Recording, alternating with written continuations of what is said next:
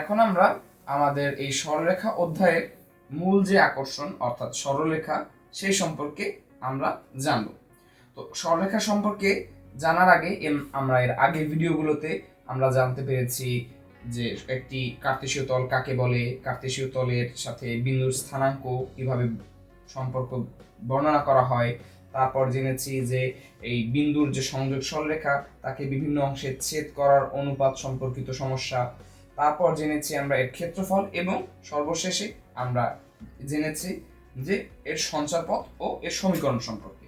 তো এই যে ধারণাগুলো আমরা পেয়েছি, এই ধারণাগুলোর সবকিছুর সংমিশ্রণে এই ধারণাগুলো থেকেই আমরা এখন জানবো সরলরেখা সম্পর্কে এবং সরলরেখা ও সরলরেখার ঢাল, সরলরেখার সমীকরণ, এরকম নানা বিষয় সম্পর্কে। তো চলো শুরু করা যাক সরলরেখা সবচেয়ে মজার বিষয়টি সম্পর্কে জানা। তো সরলরেখা কি? আমরা ছোটবেলায় সরলরেখার অনেক ধরনের সংজ্ঞা পড়েছি। তো সরলরেখার সহজতম একটি সংজ্ঞা হচ্ছে যে একটি বিন্দু সেট দ্বারা যদি সৃষ্ট সঞ্চারপথ দিক পরিবর্তন না করে তবে সেই সঞ্চারপথকে সরলরেখা বলে। অর্থাৎ এই যে আমরা একটি রেখা দেখতে পাচ্ছি, এই রেখাটি আসলে কি? অনেকগুলো, প্রায় অসীম সংখ্যকই বলা চলে, অনেকগুলো বা প্রায় অসীম সংখ্যক বিন্দু পরস্পর পরস্পর এভাবে পাশাপাশি বসতে বসতে এই সরলরেখার সৃষ্টি করেছে। এই অর্থাৎ এখানে আমরা কি পাচ্ছি? একটি এক্সেট বিন্দু পাচ্ছি, যে বিন্দুগুলো একটি সঞ্চারপথ দিচ্ছে এবং এখানে সরলরেখার যে বৈশিষ্ট্য, এর দিক সর্বদা একটি নির্দিষ্ট দিকে থাকে, একটি নির্দিষ্ট রেখায় থাকে, অর্থাৎ সরলরেখা দিক পরিবর্তন করে না। অর্থাৎ এক্সেট বিন্দু যারা দিক পরিবর্তন করে না তারা পরস্পর একত্রে যে বিন্দু সেট দ্বারা যে সঞ্চারপথের সৃষ্টি করে সেটি হচ্ছে সরলরেখা। সঞ্চারপথ বিষয়ক তোমাদের ধারণা যদি পরিষ্কার না থাকে, তোমরা এর আগের ভিডিওগুলোতে গিয়ে সঞ্চারপথের ধারণা, সঞ্চারপথের সমীকরণ সম্পর্কে জেনে আসতে পারো। তাহলে তোমাদের হয়তো সুবিধে হবে এই সরলরেখার এই সঞ্চারপথের সমীকরণ পরস্পর দুটোর মাঝে সম্পর্ক স্থাপন করে বুঝে নিতে। তো এই যে আমরা সরলরেখা পেয়ে গেলাম, এখন সরলরেখার ক্ষেত্রে আবার বলছি, এগুলো বিন্দু সেটের বিন্দুগুলো পরস্পর একই রেখায় থাকবে, অর্থাৎ তাদের দিক পরিবর্তন হবে না। সেই সঞ্চারপথটি হবে সরলরেখা।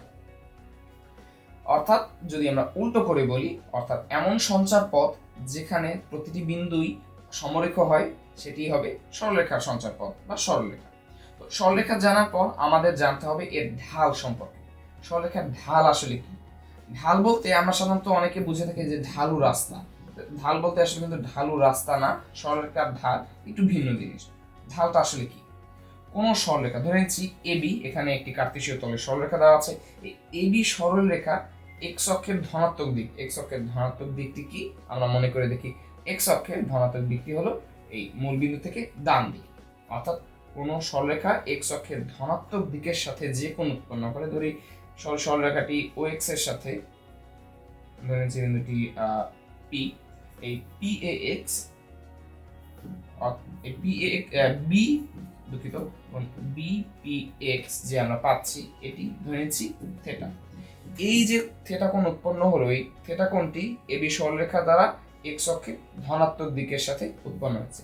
এই যে থেটা কোণটি, এই থেটা কোণের ট্যানজেন্টের মানটি কি এই এবি সরলরেখার ঢাল বলে। অর্থাৎ ঢাল সমান ট্যান কোণ বিপিএক্স বা ট্যান থেটা।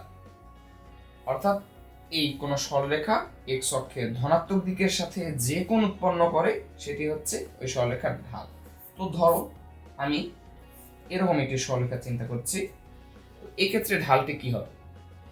অবশ্যই এক্ষেত্রে ঢালটি হবে এই ছোট কোণটি নয়, বরং এই যে ধনাত্মক দিকের সাথে সৃষ্ট যে স্থূল কোণটি, এই কোণটি হবে, এই কোণটির ট্যানজেন্টই হবে এই সরলরেখার ঢাল।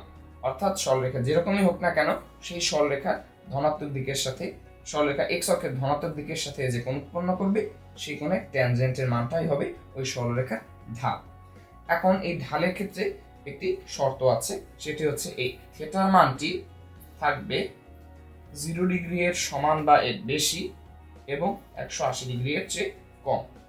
অর্থাৎ থেটার মানটা সর্বোচ্চ 180 ডিগ্রির চেয়ে কম হতে পারবে। খেয়াল করো, lesser than 180 degrees, that is lesser or equal নেই, অর্থাৎ 180 এর সমান হবে না। সো এর 180 চেয়ে কম বা 0 ডিগ্রি এর সমান বা এর চেয়ে বেশি হবে। এবং অবশ্যই থিটা নট ইকুয়াল 90 ডিগ্রি।